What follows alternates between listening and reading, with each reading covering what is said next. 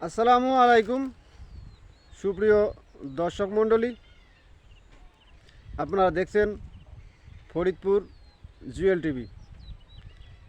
আর ফরিদপুর জুয়েল টিভির পক্ষ থেকে আপনাদের অগ্রিম ঈদ মোবারক, পবিত্র ঈদুল ফিতরের শুভেচ্ছা। বন্ধুরা, আজ আপনাদেরকে দেখাবো হাইব্রিড ঘাস এবং নেপিয়ার ঘাসের মধ্যে পার্থক্য, এবং আপনারা কোন ঘাস করলে অধিক লাভবান হবেন বাস্তবে এ ব্যাপারে আপনাদের ধারণা দেওয়ার চেষ্টা করব। আপনারা ভিডিওটা দেখতে থাকুন। যদি ভিডিওটা ভালো লাগে তাহলে আমার চ্যানেলটি অবশ্যই সাবস্ক্রাইব করবেন, যাতে নতুন নতুন ভিডিও তৈরি করতে উৎসাহিত হয়। ধন্যবাদ, দেখতে থাকুন।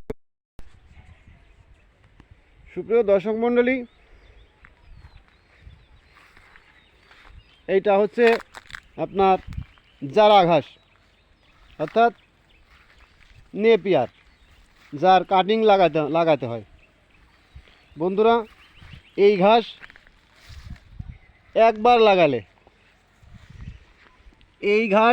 একবার লাগালে অর্থাৎ কাটিং লাগানোর পর 2-4-10 বছরের মধ্যে, অর্থাৎ 10 বছরের মধ্যেও যদি আপনি এই ঘাস আর না লাগান, তাতেও আপনার কোনো সমস্যা হবে না।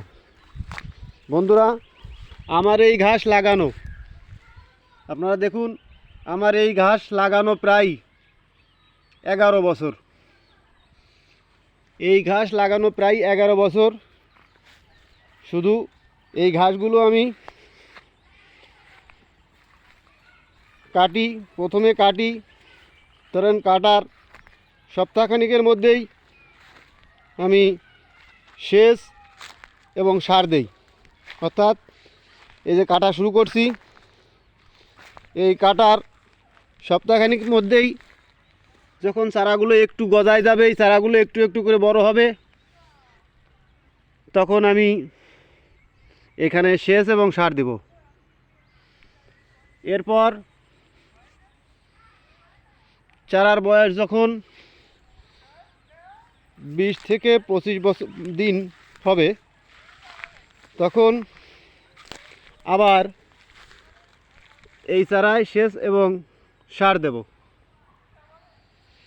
অর্থাৎ প্রথম সারের সময় দিব ডিএবি, শতকে আধা কেজি, ইউরিয়া আধা কেজি এবং টিএসপি 1 পোয়া। অর্থাৎ শতকে অ্যাভারেজ, অর্থাৎ সব সার মিলে শতকে 1 কেজি 1 পোয়া সার দিলেই যথেষ্ট। এবং দ্বিতীয় সেচে, অর্থাৎ প্রথম সেচ দেওয়ার 15 থেকে 20 দিন পর দ্বিতীয় সেচে দেওয়ার পর আপনারা শুধু ইউরিয়া শতকে 3 পোয়া আর সালফার 1 পোয়া, অর্থাৎ শতকে 1 কেজি পরিমাণ ইউরিয়া এবং সালফার ব্যবহার করবেন। তারপর 15-20 দিনের মাথায়, অর্থাৎ ঘাসের বয়স যখন 30 থেকে 35 দিন হবে, তখনই ঘাসগুলো কাটার উপযোগী হবে। এবং এক ছোপে অধিক ঘাস, আপনারা দেখছেন এক ছোপে অধিক ঘাস হয়ে থাকে। অর্থাৎ আপনার 1 শতক জমিতে প্রায় 20 মণ ঘাস হয়ে থাকে। 1 শতক জমিতে আপনি 20 মনেরও বেশি ঘাস উৎপন্ন করতে পারবেন। আপনি 1 বিঘা জমির ঘাস দিয়ে, অর্থাৎ 33 শতক জমির থেকে 3টি গাভী ভালোভাবে লালন পালন করতে পারবেন। আপনার ঘাসের কোনো সমস্যা হবে না। বন্ধুরা, এই গেল জারা বা নেপিয়ার ঘাস। এইবার আমরা আসুন হাইব্রিড ঘাস সম্পর্কে বিস্তারিত আপনাদেরকে তুলে ধরি। আপনারা দেখছেন এটা হাইব্রিড ঘাস। এই ঘাসের বৈশিষ্ট্য হলো বোনার 40 দিন পর কাটা যায়। এই ঘাস কাটিং লাগানো হয় না, শুধু বীজ থেকে তৈরি করা হয়। অর্থাৎ জমি চাষের পর বীজ বপন করলে বীজ বপনের 20 থেকে 40 দিন পর কাটা যায়। আর এটাই হচ্ছে হাইব্রিড ঘাস। এই ঘাসটা মূলত আমরা শীতের সিজনে লাগাই। শীতের সিজনে চাষ করি, কারণ শীতের সময় ঘাস, নেপিয়ার ঘাস বৃদ্ধি পায় না বা আদার্স ঘাস ফলন হয় না। যার জন্য আমরা এই হাইব্রিড ঘাস শীতকালে বপন করি। শীতকালের জন্য এই ঘাস যথেষ্ট উপযোগী এবং বলা যায় অভাবের বন্ধু বা দুঃসময়ের বন্ধু এই নেপিয়ার ঘাস। অতএব নেপিয়ার ঘাসের মূল্য অনেক বেশি, কিন্তু ফলন কম। এটা শুধু ওই বিপদের সময় ব্যবহার করা হয়। অর্থাৎ শীতকালেই এই ঘাসের চাষ করা হয়। এই ঘাস 1 থেকে 3 বার, অর্থাৎ সর্বমোট 4 বার কাটা যায়। এই ঘাস বোনার পর 40 দিন পর কাটা যায়, আর এভাবেই 4 বার কাটা যায়।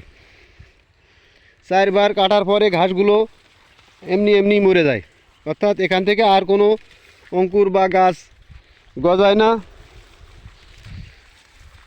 এই ঘাস শুধু 1 সিজনের জন্য, অর্থাৎ আপনি 6 মাস এই ঘাস খাওয়াতে পারবেন। বন্ধুরা, এই ঘাসের বিকল্প নেই।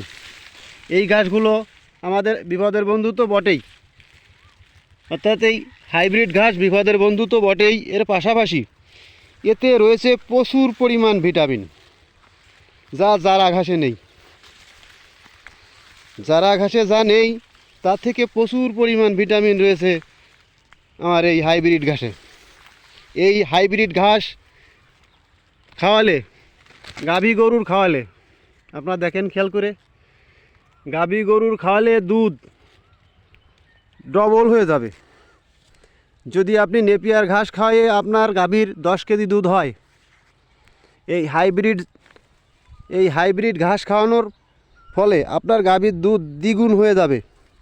এটা আমার বাস্তব অভিজ্ঞতা থেকে বলছি। এই গেল 1 নাম্বার। 2 নাম্বার হচ্ছে এই ঘাসের, এই যে আপনারা দেখুন, এই যে সবুজ সবুজ আবরণ, এই যে আপনারা দেখছেন, এই যে এক ধরনের পাউডার মিশ্রণ প্রত্যেকটা ঘাসে। এই ঘাসের এই আবরণগুলো রোগ প্রতিরোধ ক্ষমতা বাড়ায়, যেমন হজম শক্তি বৃদ্ধি করে, এরপর বিভিন্ন প্রকার রোগ প্রতিরোধ থেকে রক্ষা করে। খুবই গুরুত্বপূর্ণ এই ঘাস। বন্ধুরা, গরুর কোনোদিন বদহজম হবে না এই ঘাস যতদিন আপনি খাওয়াবেন। এই দেখেন, এই পাউডারগুলো গরুর বদহজম রক্ষা করে, বদহজম থেকে রক্ষা করে। তাই বন্ধুরা, এই ঘাসের তুলনাই হয় না। দুধ বৃদ্ধি করে, 2 রোগ প্রতিরোধ ক্ষমতা বাড়ায়, 3 নাম্বারে আমার বিপদের বন্ধু। অতএব বন্ধুরা, আপনারা জারা ঘাসের পাশাপাশি হাইব্রিড ঘাসের বীজও সংগ্রহ করবেন, রাখবেন। যখন মনে হয় আপনার হাইব্রিড ঘাস দরকার, তখন হাইব্রিড ঘাস চাষ করবেন। আর যখন নেপিয়ার দরকার, নেপিয়ার শুধু আপনার অনেক দিন ব্যবহার করা যায়, অনেক দিন খাওয়ানো যায়, ফলন বেশি। আর এই ঘাসের ফলন কম, কিন্তু উপকারিতা বেশি। এই হাইব্রিড ঘাসের উপকারিতা বেশি, আর নেপিয়ার ঘাসের হচ্ছে ফলন বেশি। বন্ধুরা, আশা করি আপনারা বুঝতে পারছেন। আপনাদেরকে আজকে বিস্তারিত ঘাস চাষ সম্পর্কে জানালাম।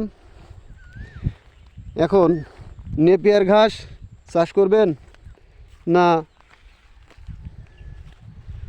হাইব্রিড ঘাস চাষ করবেন, কোনটায় অধিক লাভ আপনারা ভিডিও থেকে জানতে পারলেন। আপনাদের বিবেক অনুযায়ী চাষ করবেন। সবাইকে ধন্যবাদ। আশা করি ভিডিওটা ভালো লাগছে, আর ভিডিওটা ভালো লাগলে চ্যানেলটি অবশ্যই লাইক সাবস্ক্রাইব করে আমার সাথে থাকবেন। সবাইকে ধন্যবাদ।